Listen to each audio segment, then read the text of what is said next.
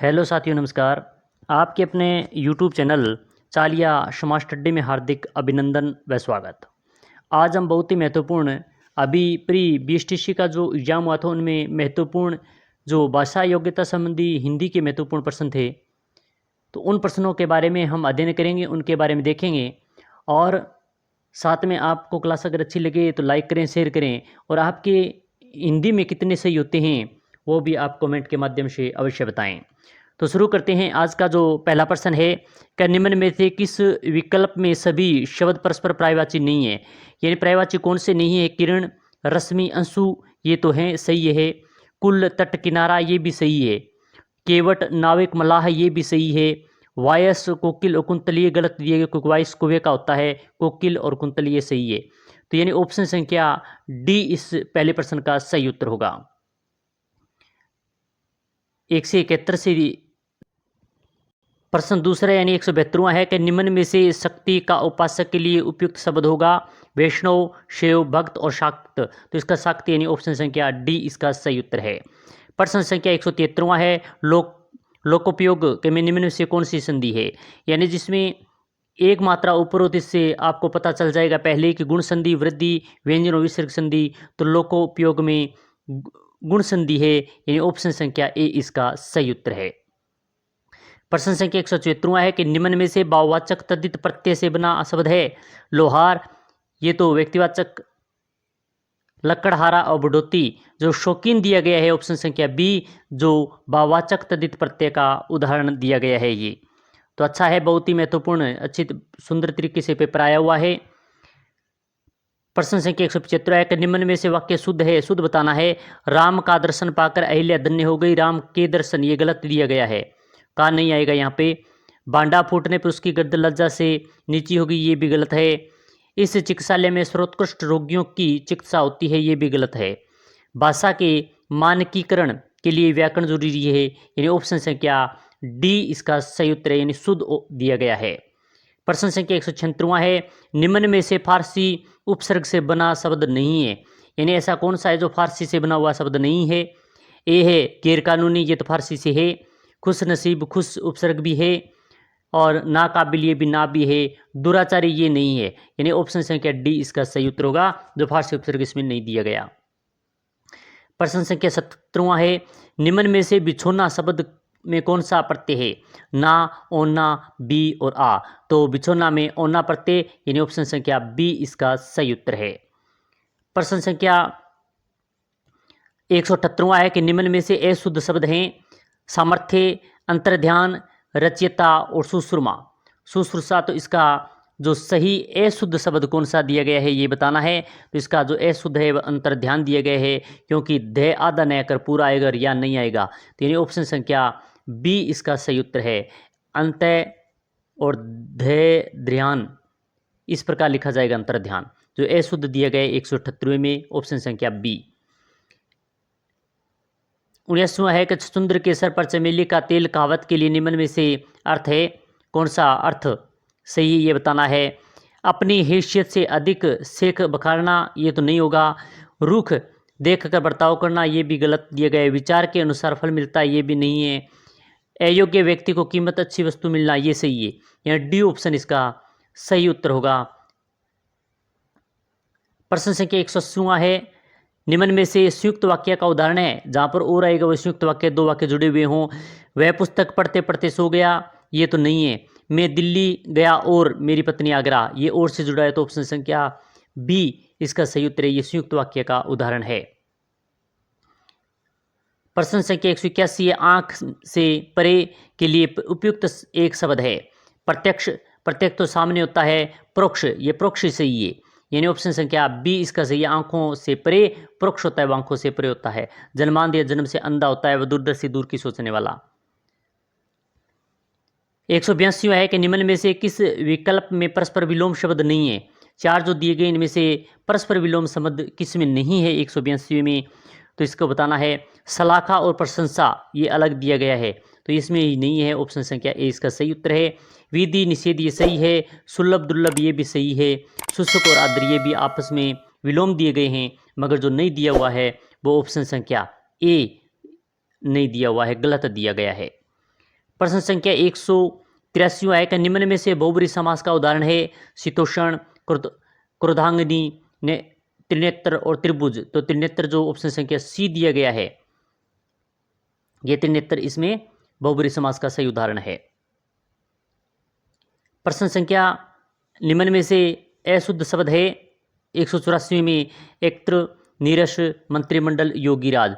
तो इनमें से अशुद्ध शब्द योगीराज दिए गए हैं। योगी राज यानी योगी, योगिन धन राज यानी योगी की मात्रा बड़ी आएगी, यानी डी ऑप्शन इसका सही उत्तर है प्रश्न संख्या 184 का। 85 है कि निम्न में से सही संधि विच्छेद है। षड नहीं होगा, सट धन आनंद होगा, तो ये गलत दिया गया है। दिग्विजय और दिग्धन विजय यही सही है, यानी ऑप्शन संख्या बी इसका सही उत्तर है। वाक गय नहीं आएगा, वाक धन ईश आएगा, वागीश और क्षण इसमें सट आएगा, सट धन मास यानी क्षण मास। तो ऑप्शन संख्या बी इसका सही उत्तर होगा 185 का। 186 है कि निम्न में से भवन और भुवन शब्द का सही अर्थ है। भवन घर होता है और भुवन संसार होता है, तो यानी ऑप्शन संख्या जो सी दिया गया है वो सही उत्तर है। भवन घर होता है और भुवन है वो संसार होता है। तो प्रश्न संख्या जो 186 दिया गया था, इसका जो सही उत्तर है वो ऑप्शन संख्या सी होगा। 187वां प्रश्न है कि निम्न में से अन्वेषण का संधि विच्छेद है। अनुधन ऐषण, अनु है धन ऐषण, ये तो नहीं होगा। अन्वय धन ऐषण ये भी नहीं, अन्वय ऐषण ये भी नहीं है। तो यानी अन्वेषण का अनुधन ऐषण यानी गुण संधि है, ऑप्शन संख्या ए इसका सही उत्तर है। प्रश्न संख्या 188 है, निम्न में से संप्रदाय तत्पुरुष का उदाहरण है। हवन सामग्री, तुलसीकृत, दरअसल और जलवायु। तो संप्रदाय तत्पुरुष हवन के लिए सामग्री यानी ऑप्शन संख्या ए इसका सही उत्तर है। हवन के लिए सामग्री होती है, संप्रदाय तत्पुरुष समास होता है। प्रश्न संख्या 189 है कि निम्न में से कौन सा अशुद्ध है। जो 4 दिए गए हैं और इसमें प्रस्थान, आगमन, निष्काम, सकाम, राग, रंग और करुण, निष्ठुर। तो इसका जो अशुद्ध दिया गया है वह दिया गया राग और रंग, ये अशुद्ध दिए गए। तो ऑप्शन संख्या सी इसका सही उत्तर होगा जो अशुद्ध है। प्रश्न संख्या 190 है, निम्न में से पंचरत्न का सही समास होगा। पांचों का रत्न तत्पुरुष समास ये गलत है। पंच और रत्न द्वंद ये भी गलत दिए गए हैं। 5 रत्नों का समार्थिक समास यानी ऑप्शन संख्या सी इसका सही उत्तर है।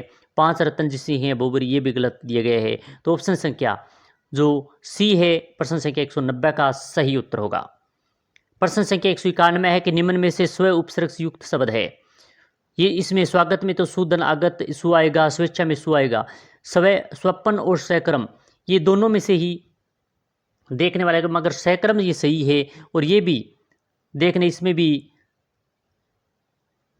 सही हो सकता है, मगर इसमें डी ऑप्शन इसका होगा। 191 का डी उत्तर सही होगा। 192 है कि निम्न में से शुद्ध शब्द है मद्रंग, उज्ज्वल, अत्योक्ति और निरोग। तो शुद्ध शब्द जो दिया गया है वो निरोग है, यानी निरोग सही लिखा है, बाकी अन्य जो अशुद्ध लिखे हुए हैं। तो डी ऑप्शन इसका सही उत्तर होगा 192 प्रश्न का। 193 जंगल में लगने वाली आग के लिए निम्न में से एक शब्द है। वाड़ागल, दावानल, जठरागली और कामानली। कामानल कोई होता ही नहीं है। जठरागली यानी पेट की आग लगने वाली होती है और दावानल जंगल की आग, यानी ऑप्शन संख्या बी इसका सही उत्तर होगा। प्रश्न संख्या 194 है, निम्न में से अब्बज और अब्बद शब्द युग्म का सही अर्थ है। अब्बज जय, जय से जन्म लेने वाला, और जल में जो जन्म लेता है वो कमल होता है। और अब्बै दे देने वाला, वर्षा, बादल। तो इसका बादल होगा, यानी ऑप्शन संख्या ए ही सही होगा। अब्बज कमल होता है और अब्बद है वो बादल होता है। तो ऑप्शन संख्या ए इसका सही उत्तर है। प्रश्न संख्या 95 है, बुद्धिहीन होने पर भी धनवान के लिए निम्न से युक्त है। आंखों के अंधे, गांठ के परे, आंधी की आग, ऊंची दुकान, फीका पकवान और अटका बनिया दे उधार।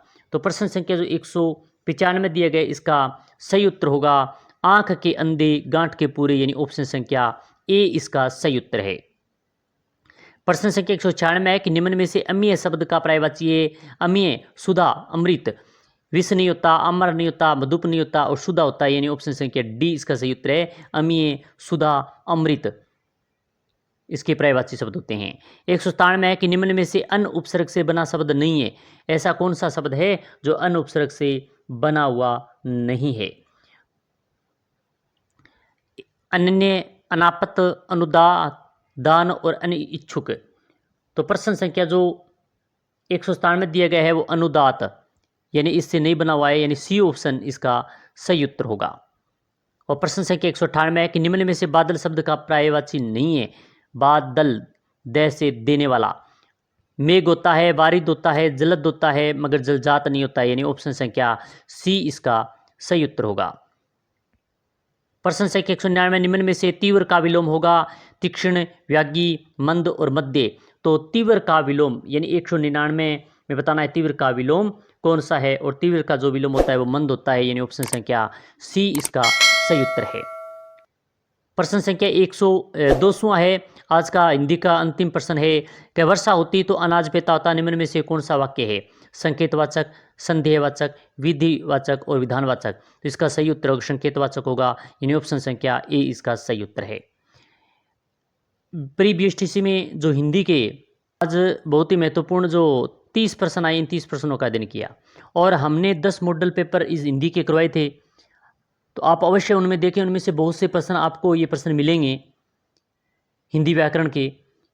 तो ये क्लास आप सभी के लिए महत्वपूर्ण, और जिन्होंने प्री बीएसटीसी दिया है वो हिंदी के प्रश्न यहाँ से मिला सकते हैं। इसी के अलावा हम जीके के भी जो प्रश्न के उत्तर हैं, आंसर की है, वो अभी हम लेकर आएंगे। और इसके अलावा अन्य जो शिक्षण अभिरुचि है वो भी इस यूट्यूब चैनल के माध्यम से आंसर की आपको मिलेगी। तो ये आशा है कि आपको अच्छी लगी होगी। अच्छी लगी तो लाइक करें, शेयर करें, और कमेंट के माध्यम से अवश्य बताएं कि हिंदी में से 30 में से आपके कितने प्रश्न सही होते हैं, और ज़्यादा से ज़्यादा क्लास शेयर करें। इसी प्रकार की महत्वपूर्ण सूचना और आंसर के साथ फिर मिलेंगे। जय हिंद, जय भारत।